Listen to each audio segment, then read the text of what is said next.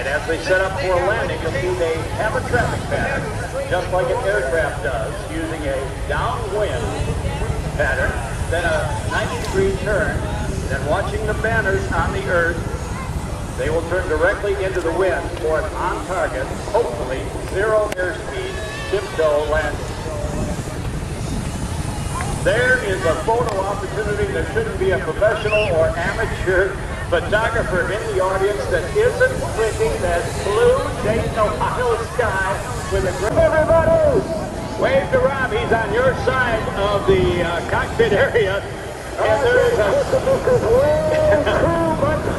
there is a camera that he's flicking, looking down at you as well. There's Rob waving back at you, having the time of his life. What a beautiful sight this is from 200 feet above the ground.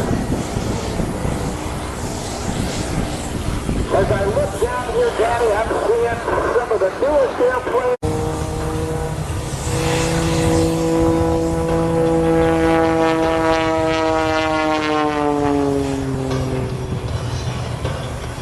Into a 4-point crisp and precise hesitation roll, stopping the airplane exactly 90 degrees each time. Now across the top. Again, the snap rolling maneuvers on the hard way from inverted flight to inverted flight.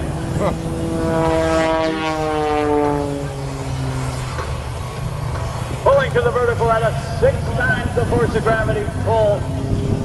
The only way to describe that is pain. It hurts. And again, bleeding off all the steam, the law of gravity will take over. The hammerhead. That's one of my favorite movies. I love this.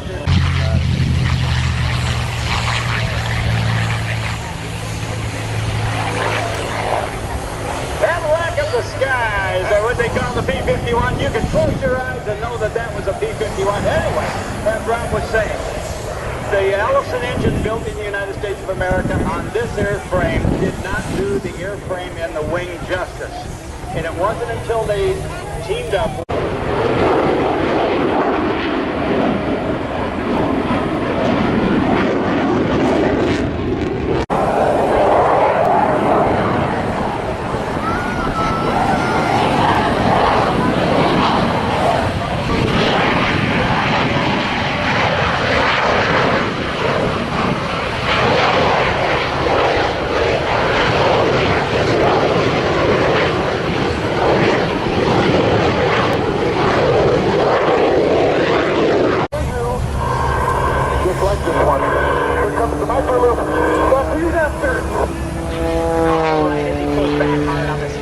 Airplane wants to ratchet right out of it. He keeps it pulled back to his lap as he pulls it through and completes the little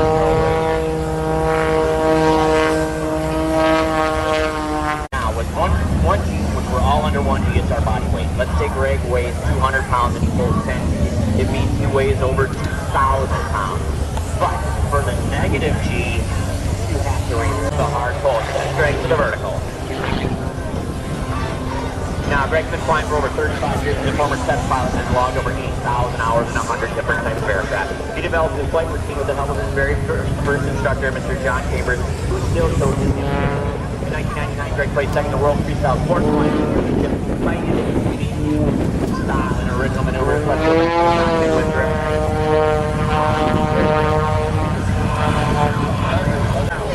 The job of leader is no piece of cake. He's got to think in a pace that allows his teammates to keep that very tight formation. They have picked out a letter, a color, a rivet, or a panel on the airplane, and that is the way they make their constant adjustment. Now, from the beautiful formation loop into a maneuver used by World War II pilots.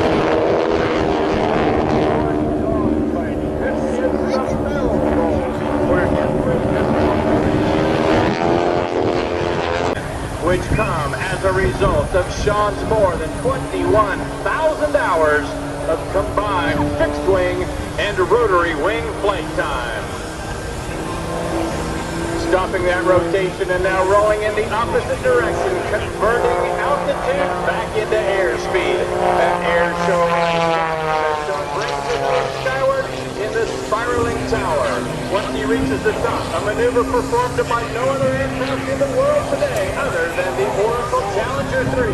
That is in fact a forward flip. He said, as I mentioned, not performed like any other aircraft that you've ever seen.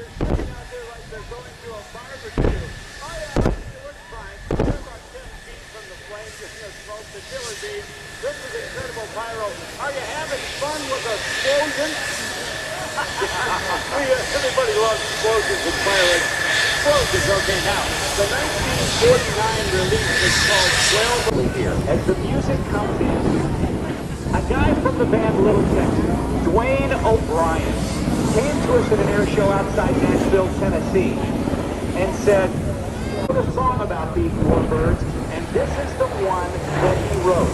If we can find this thing, I've got it going right here. This is the song that Dwayne O'Brien wrote. It's called We Remember.